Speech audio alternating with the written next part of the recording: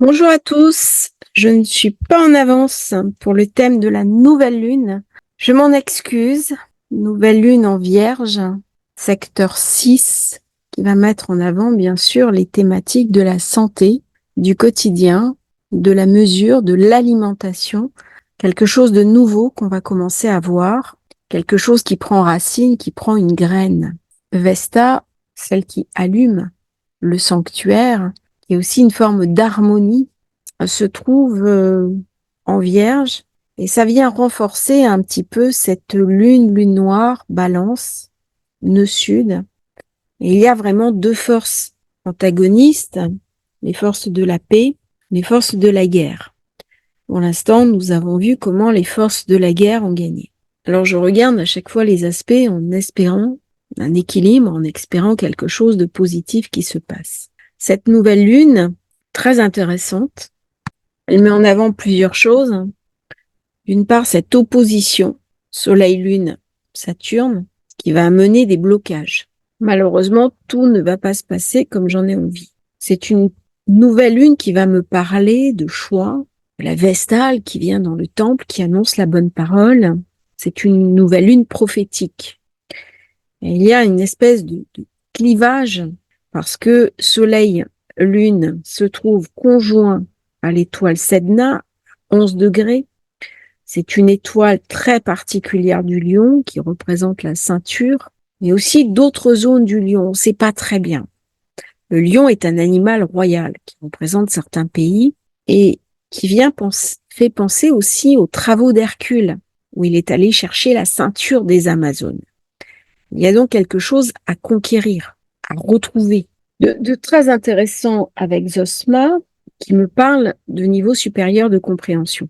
Où je regarde cette nouvelle lune directement dans la fébrilité, dans la nervosité, parce que la lune en Vierge, elle est très nerveuse.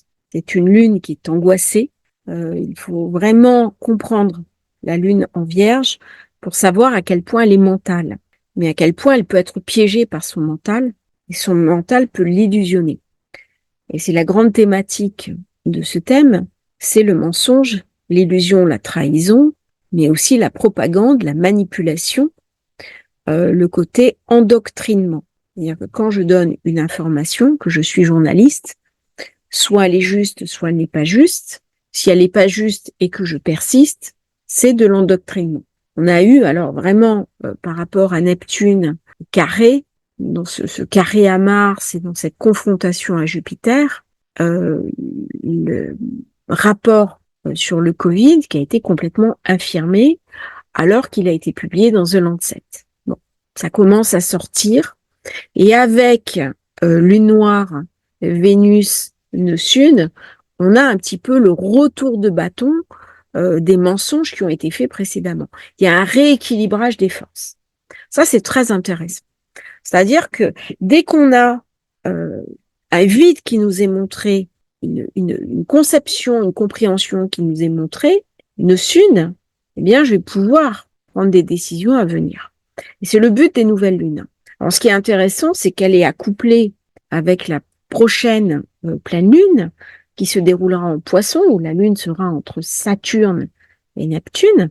Donc, Saturne est la porte qui ouvre. Et la pleine lune sera une éclipse. Donc, avec des événements derrière très importants, comme à chaque fois qu'il y a une éclipse. Cette nouvelle lune, elle n'est pas très jolie, elle n'est pas très joyeuse. Zosma vient me parler aussi d'égoïsme. Elle vient me parler de grande réussite, mais elle vient me parler aussi de ces, de ces hauts perchés, de ces sphères supérieures, où on est dans le quant à soi, on ne redistribue pas, et surtout on est coupé d'une partie de la réalité. Quand on se retrouve face à la réalité, c'est terrible. Et la réalité, c'est Saturne qui nous l'impose. D'ailleurs, je peux flotter autant que je veux, je peux m'illusionner autant que je veux par Neptune, mais à un moment donné, je serai toujours rattrapée par un principe de réalité. Alors, ça m'a fait sourire parce que quelqu'un, sur la vidéo de la semaine, m'a encore dit que j'étais très négative. C'est quelque chose, c'est un reproche qu'on me fait de temps en temps. Ça me fait beaucoup sourire parce que j'ai opté pour la lucidité. Pourquoi je parle de ça? C'est pas simplement pour dire, voilà, une réalité. C'est parce que c'est Neptune carré Mars. Neptune carré Mars et je suis dans le déni. Je vais inventer un monde qui n'existe pas, ou je vais croire en un monde qui n'existe plus. Et ça va me priver de regarder le monde qui vient. Ça, c'est le premier point. Donc, je rentre dans ce qu'on appelle le déni. C'est typique de Neptune, Mars. Ou alors, c'est la solution que moi, j'ai opté. Et si je parle de cette réflexion sur la chaîne, c'est absolument pas pour me plaindre, c'est pour illustrer le propos de Mars-Neptune. C'est-à-dire que si je regarde le monde tel qu'il est, avec ses trésors, avec sa beauté, avec sa splendeur, mais aussi avec ses monstruosités. J'ai parlé de cette petite fille renversée sur un passage protégé, un autre enfant de 3 ans, lui également. On rentre dans une société qui s'est ensauvagée, où il n'y a plus aucun respect pour la nature humaine et où les enfants sont en première ligne, c'est-à-dire les plus faibles, les plus fragiles. Ça quelque chose de terrible et de terrifiant. Alors, chaque fois que Uranus s'est retrouvé en taureau, on a eu ce genre de configuration. C'est-à-dire que la vie humaine n'a plus de valeur. Il y a quelque chose dans notre conscient et dans notre inconscient qui bug système complet et on perd de vue l'essentiel. Donc, on peut s'indigner, mais ça ne va pas dépasser l'indignation. C'est là où je reviens à Neptune. Parce que Uranus, bien aspecté avec Neptune. Si je regarde le monde tel qu'il vient, tel qu'il me parle, et que j'ai conscience de cette souffrance, eh bien, je peux agir sur ce monde. Je ne suis pas impuissant. Neptune carré Mars me rend impuissant. Quand on écoute certaines chaînes télé, on peut rien faire. Donc, j'ai souvent des personnes qui me disent on ne peut rien faire. Alors déjà, ce n'est pas je. On, c'est typiquement Neptune dans le collectif. Chiron Bélier vient me dire et qu'est-ce que je peux faire? Donc il y a une compréhension à avoir pour interagir avec ce monde qui ne me convient pas. Alors s'il me convient parfaitement, chacun est libre. Mais si ce monde ne me convient pas, comment je peux mettre en place une procédure pour changer ce monde et interagir avec lui positivement?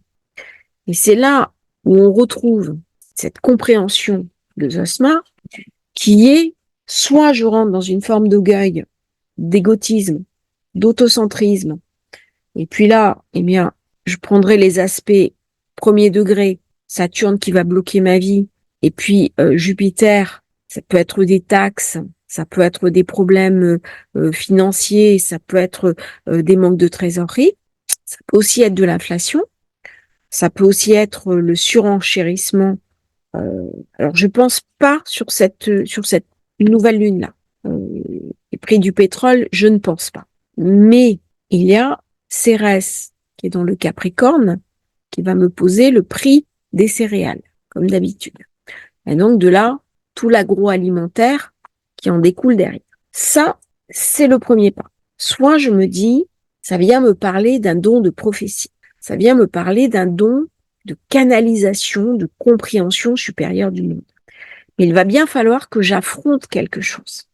Si je décide de m'impliquer dans le monde et d'y prendre une place, ça va m'obliger à dépasser mes propres barrières mentales. Mercure. Mercure qui fait un carré avec Uranus. On va toujours avoir des problèmes de réseau, des problèmes d'informatique.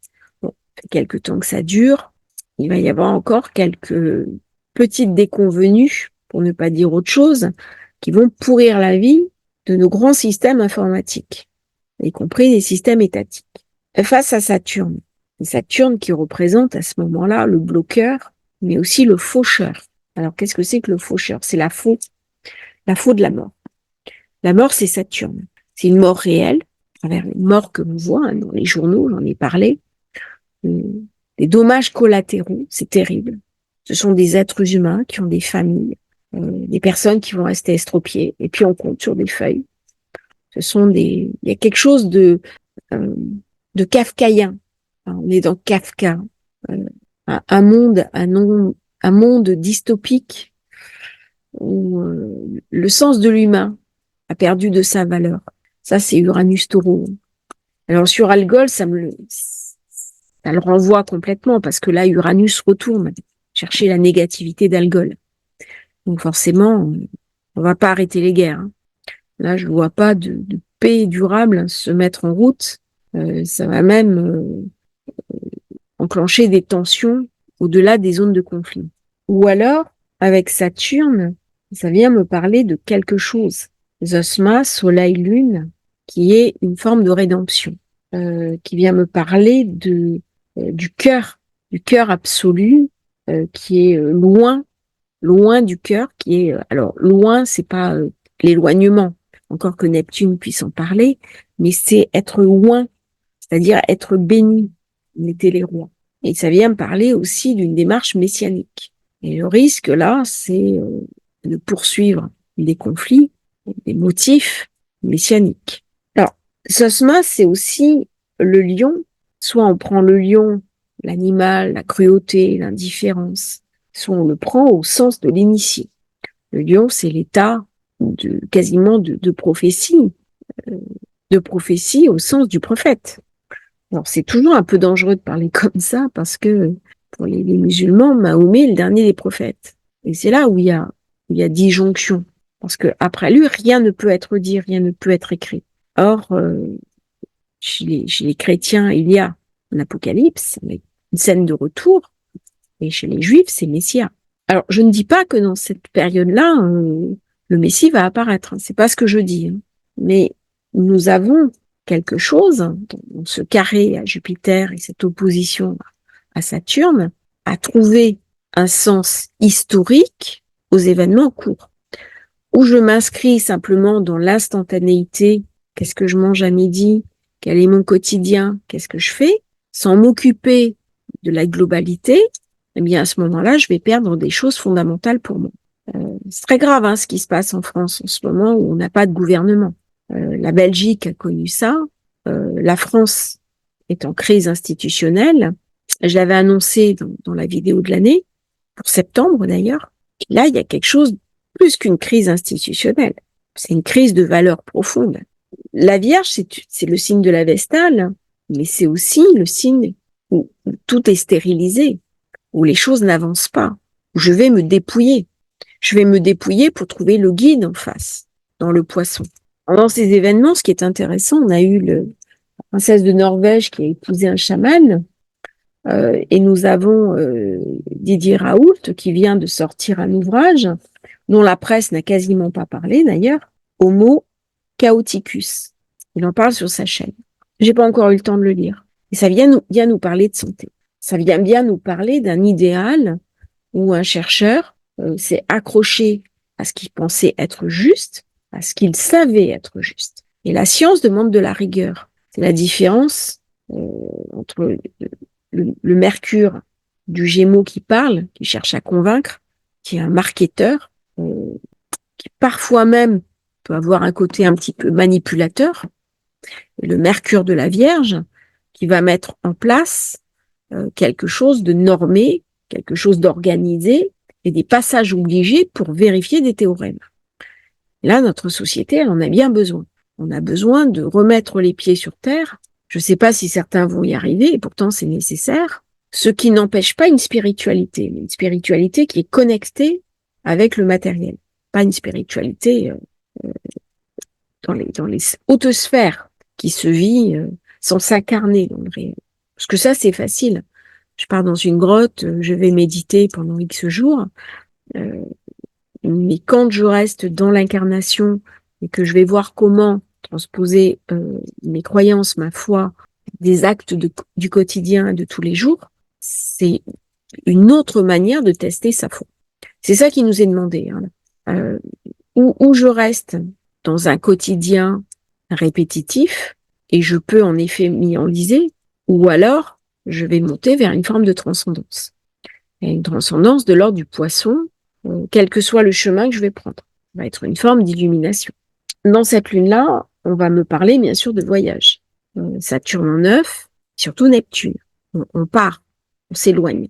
Ça peut venir aussi parler des migrants, des migrations, des personnels migrateurs, des personnels navigants, de tous les migrants, pays d'accueil, rejet des populations, avec Jupiter carré Mars. Donc il y a une espèce de refus. ce qui s'est passé en Allemagne. J'avais dit qu'on parlerait de l'Allemagne, mais voilà, c'est ce qui s'est passé. Un refus maintenant de la migration, en disant trop, c'est trop. Donc les révoltes se font toujours dans la violence. Avec Zosma, on vient me parler aussi, c'est une étoile fixe de nature, Saturne-Vénus, de malhonnêteté. Elle vient aussi me parler certaine immoralité, une certaine mélancolie. Donc il y a de la tristesse.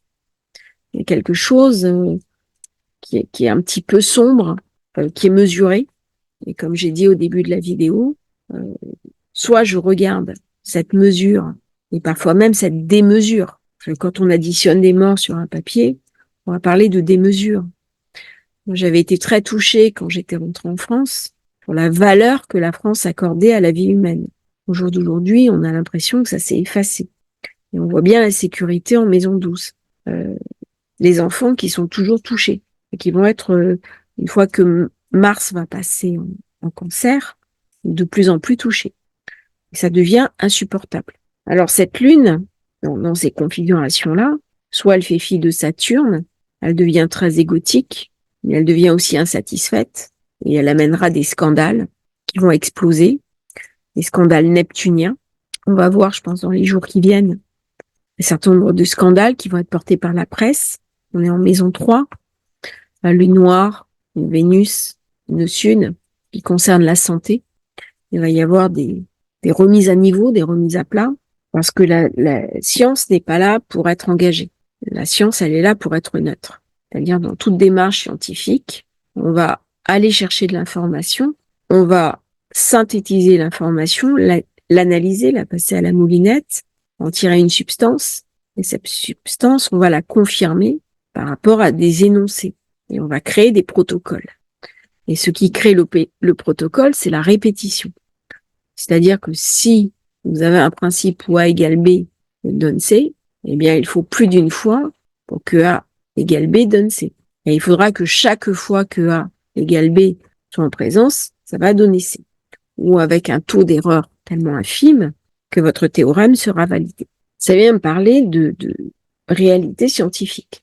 Mais comme Neptune est perdu dans ses brumes, j'ai une science qui prend le pas sur l'idéologie. Donc, c'est plus de la science. Si je prends une technique comme l'archéologie, et on va chercher des informations, eh bien, des fois, nous avons une tradition, qu'elle soit religieuse, qu'elle soit orale, où les anciens nous ont raconté des choses, et puis on fouille la terre et on trouve quelque chose de complètement différent. Alors, des fois, c'est publié, et puis des fois, c'est vraiment minimisé, parce que l'archéologie n'est pas neutre politiquement. Mais si je minimise, c'est une forme de mensonge. C'est-à-dire, je prive aussi le groupe de l'information, de la connaissance. On va vers un monde où le plus important sera l'information, c'est-à-dire la maison 3. Maison 3, j'ai Jupiter. Mars, ça y est, est en train de passer dans le cancer. C'est ce qui va faire le pas, le distinguo, très rapidement. Ça le fait déjà. Ça le fait déjà avoir la bonne information au bon moment. Mais ça va être de plus en plus le cas. Or, cette lune, avec ce soleil carré Jupiter, carré Saturne, c'est une société qui est tranchée. C'est une société qui n'a pas la bonne information. C'est comme s'il y avait une information pour un certain groupe et une information pour un autre groupe. Et que les deux ne se couplent pas. Ça va venir aussi me parler de la jeunesse, hein, qui fait sa rentrée scolaire en ce moment. Des questions d'orientation, des questions de scolarité, des problèmes à l'école.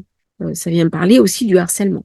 Neptune-Mars. L'école, c'est un lieu d'apprentissage, pas un lieu de violence. Et pourtant, ça serait mentir que de dire que ce n'est pas ça.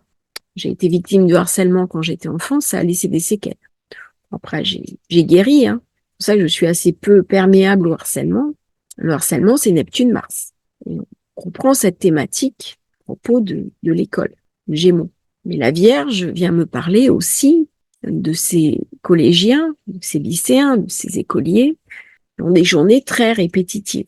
Le cartable, l'école, les devoirs, l'emploi du temps. Il y a quelque chose d'une rengaine. Et il y a certains enfants qui n'y trouvent pas leur place parce que c'est trop répétitif. Ils auraient besoin de changement. Ils auraient besoin même pas de plus de légèreté. Ils auraient besoin d'autre chose qu'un agenda rigide. Bon, c'est pas évident à organiser. Je dis pas que c'est facile, hein. La Vierge, c'est un signe qui est faussement facile. On a l'impression que Mercure, il est tout sympathique en Vierge.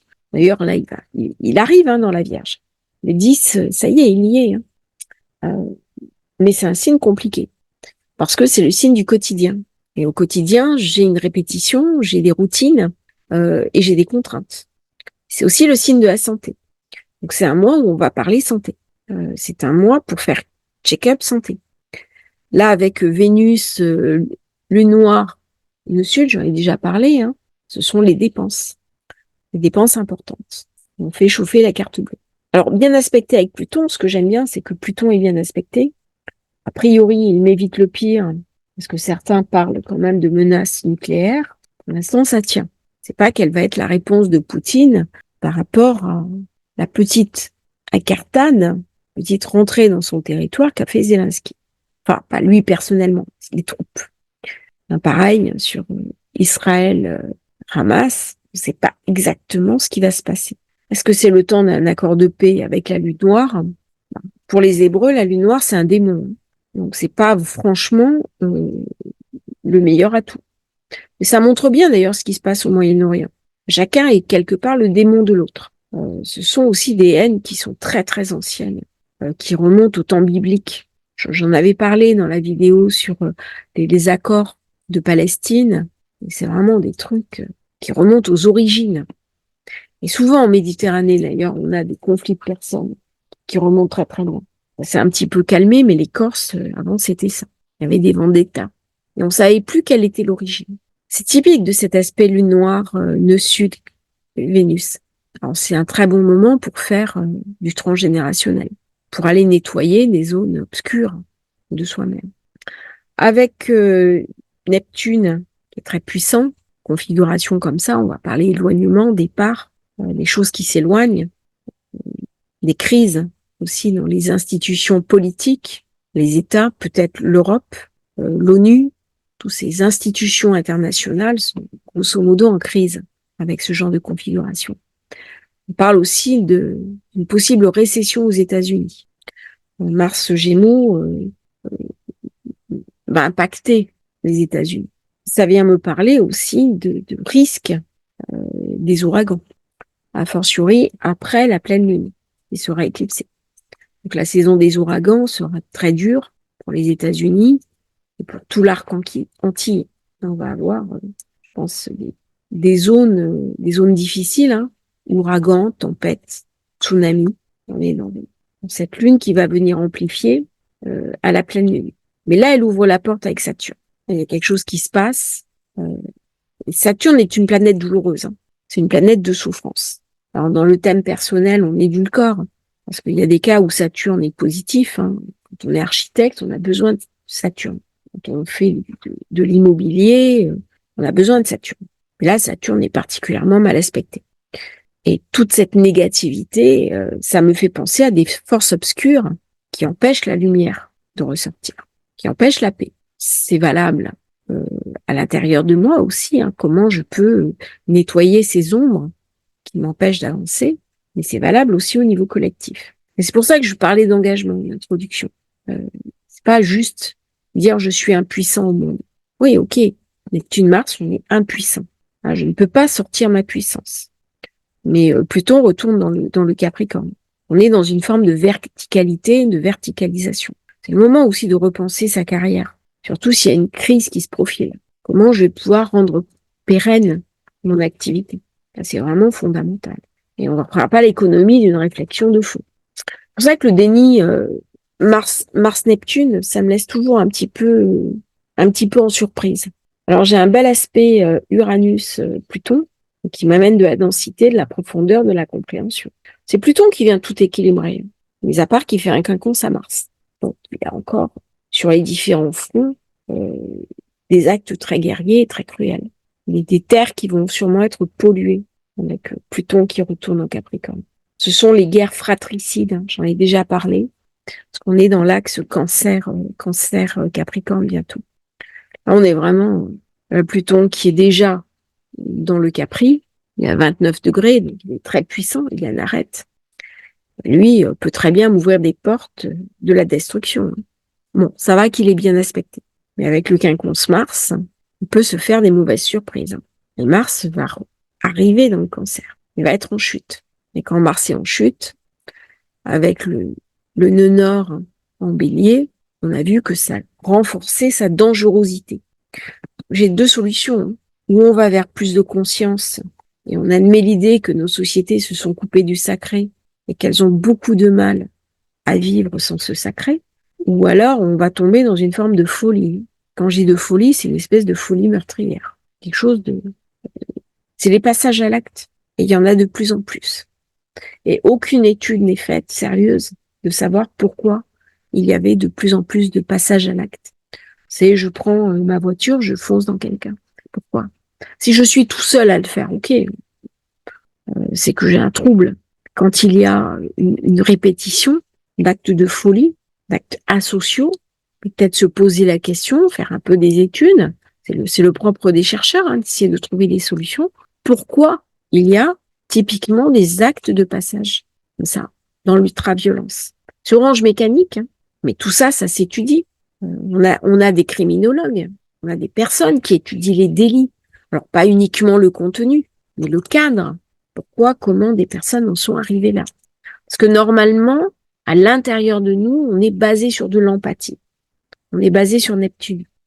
Et cette empathie, au lieu de jouer d'un point de vue positif, ça va devenir de l'empathie sombre.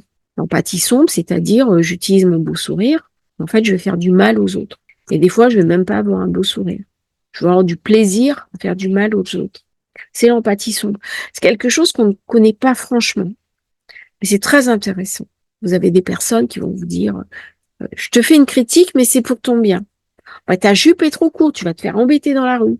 Ah oui, mais j'ai 25 ans. Oui, mais ce que je dis, c'est pour ton bien. Enfin, bref, vous avez compris l'idée. C'est la critique qui va dire que je ne suis pas une personne de bonne mœurs parce que ma jupe est trop courte. Si tu te fais violer, tu viendras pas te plaindre. Vous imaginez la violence de ce genre de phrase? Et pourtant, j'ai des personnes qui l'ont entendu. Mais on est très loin du respect de la personne. Et Neptune-Mars, c'est ce genre de configuration. Il y a quelque chose de toxique là. Ça me fait penser aussi aux pervers narcissiques, aux manipulateurs, aux personnes qui peuvent profiter de vous. Là, c'est des aspects... alors ça va, la maison 12 est vide, mais son cuspide, c'est la Lune. Alors le cuspide de la 12 en 2, au niveau financier, au niveau des finances globales du monde, ça va pas être évident. Surtout que j'ai Uranus qui se remet en rétro. Donc il est possible que dans ce mois, on ait des effets de déclencheur au niveau de la bourse. Une baisse, remontée, déclenchement des stops, manipulation de cours avec Neptune. Je me suis toujours demandé d'ailleurs comment ça se passait, mais il suffit d'avoir suffisamment de trésorerie pour y arriver. Et la trésorerie se fait par des emprunts au Japon. Voilà. Et après, on déclenche un événement et ça crée une panique. La panique, c'est Mercure, planète de la fébrilité. Alors, dans ce mois, qu'est-ce qui va se passer exactement? Moi, je suis invitée à repositionner mon quotidien. Qu'est-ce que j'aime? Qu'est-ce que je veux? Qu'est-ce que je fais? Quel est le sens? La question du sens, elle est en poisson. Et en poisson, je vais chercher le sens.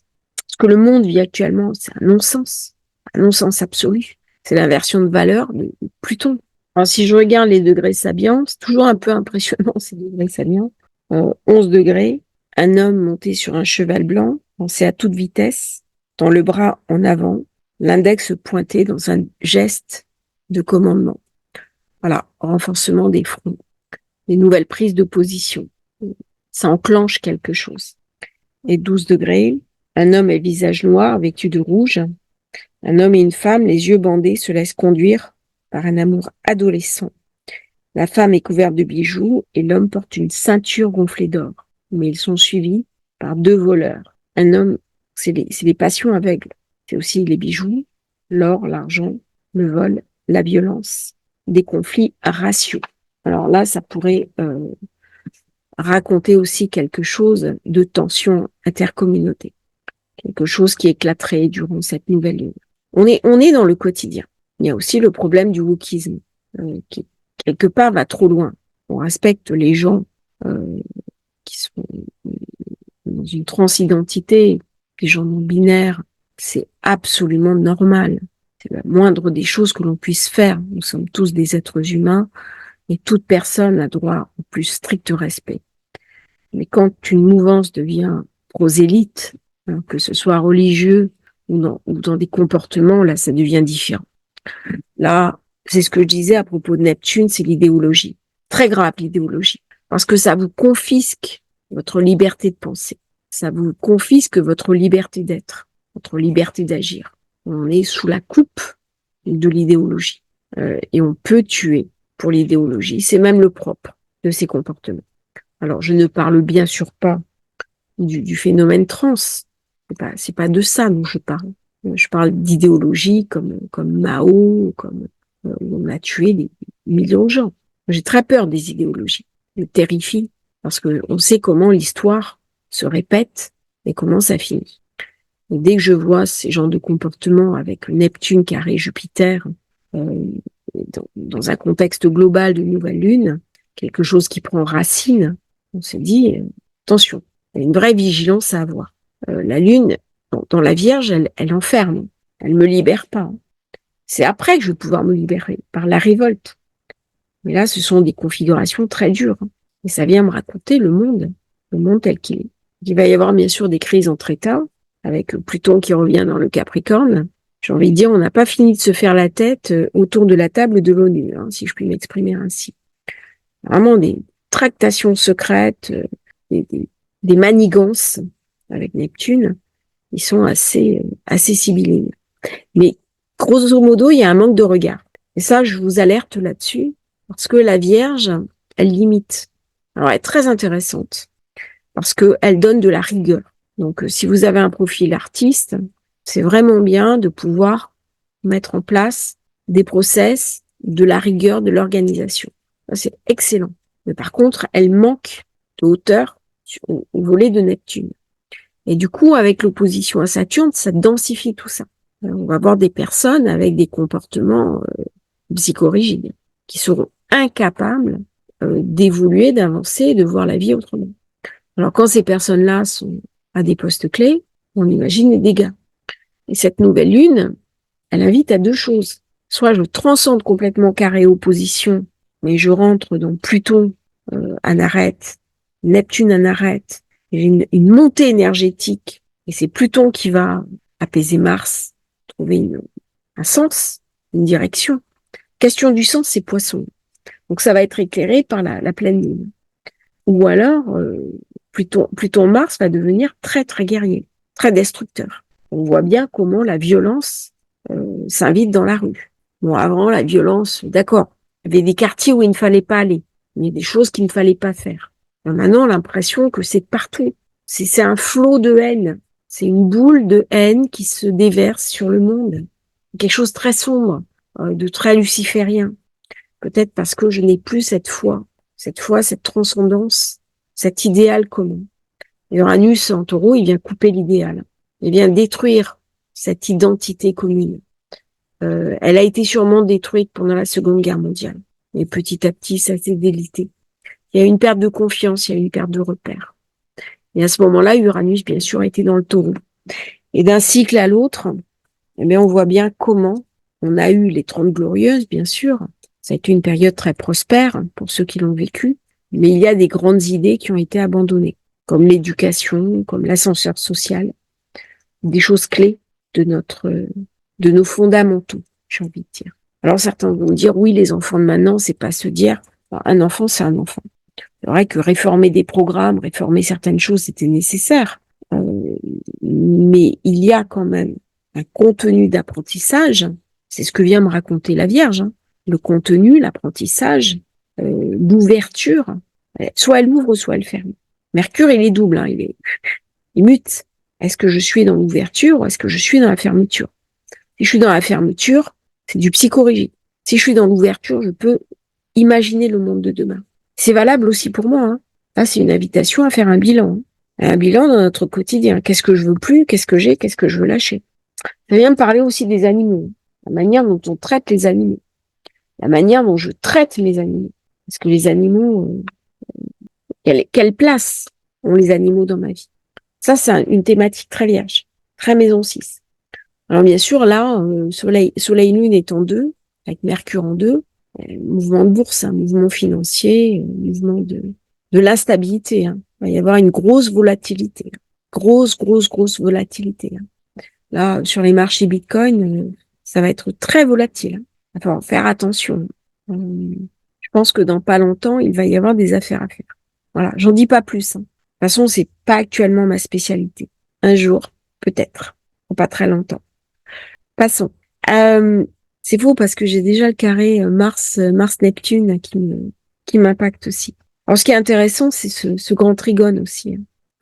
Cet équilibre fait que de toute façon, à un moment donné, en dépit des difficultés, je passerai le cap. Ça ramène à de la combativité. C'est les volontés, ma responsabilité et aussi créativité. Par ma créativité, comment je peux contourner les obstacles? Comment je peux me battre? Elle est très intéressante.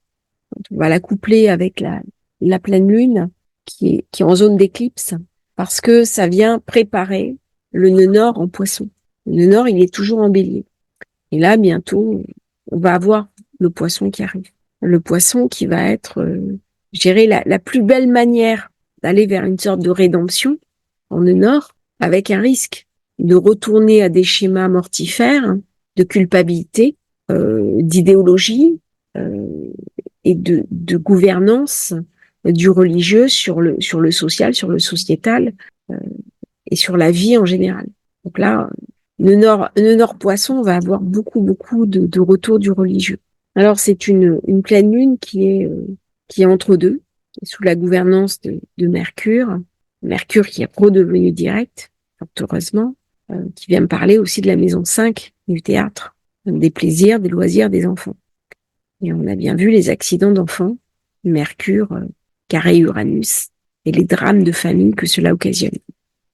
Et je pense que c'est pas le dernier drame que nous allons avoir, malheureusement, jusqu'à ce que la société réagisse, et réagisse de manière positive, ne se sente pas impuissante. Je pense que c'est un des vertiges, c'est l'impuissance sociale, politique, économique, alors qu'en fait, je peux toujours faire autrement. Je vais regarder quelque chose. Alors, au niveau des pays, le 11 se trouve, bien sûr, va activer le degré 12. La Russie, l'Iran sont concernés par ce degré. Vous voyez un petit peu comment la géopolitique autour du monde est impactée par ces nouvelles lunes. On va planter une graine d'espérance. Mais pour l'instant, c'est un peu tôt pour qu'elle germe. Mais c'est important de relever ce mythe de Cérès avec Perséphone qui passe 6 mois de l'année avec sa mère et 6 mois de l'année sans sa mère. Ce sont les moissons. Et une fois que la terre est moissonnée, elle est redevenue stérile. Qu'est-ce qu'il me reste dans ma vie? Si tout ce que je plante est brûlé. Alors là, Mars en Verse, en Gémeaux était très actif. Les incendies, avec le Cancer, c'est beaucoup plus les tempêtes en mer, les eaux qui se lèvent. Donc ça vient renforcer ce Neptune, qui est un peu difficile. C'est un monde complexe. C'est un monde complexe qui demande beaucoup d'intelligence, de compréhension, de capacité à se projeter. C'est un monde qui m'invite à ne pas être naïf, à m'adapter, à être fluide. C'est un monde où on va me parler beaucoup de politique étrangère, de nouveaux projets. On va parler des IA, de nouveau, des groupes d'intérêt. On va parler des groupes, des puissants. On va aussi parler d'argent et du manque d'argent. La communication, bien sûr. On a l'impression que la communication vient servir des intérêts privés. Il n'y a plus la question de l'intérêt général. Et ça, cette carte-là invite à réfléchir justement à la notion profonde d'intérêt général. Je vous remercie d'avoir suivi cette vidéo. J'espère qu'elle vous aura intéressé. Vous avez un petit lien pour rejoindre la newsletter. J'ai pris du retard parce qu'avec toutes les vidéos, eh bien, je vais recommencer, là, je pense, demain, au niveau des newsletters. Donc, abonnez-vous, c'est 100% gratuit. Et puis, ça permet de créer une dynamique, une petite communauté et de pouvoir échanger avec vous. Merci à tous, bonne nouvelle lune et bon début de mois de septembre.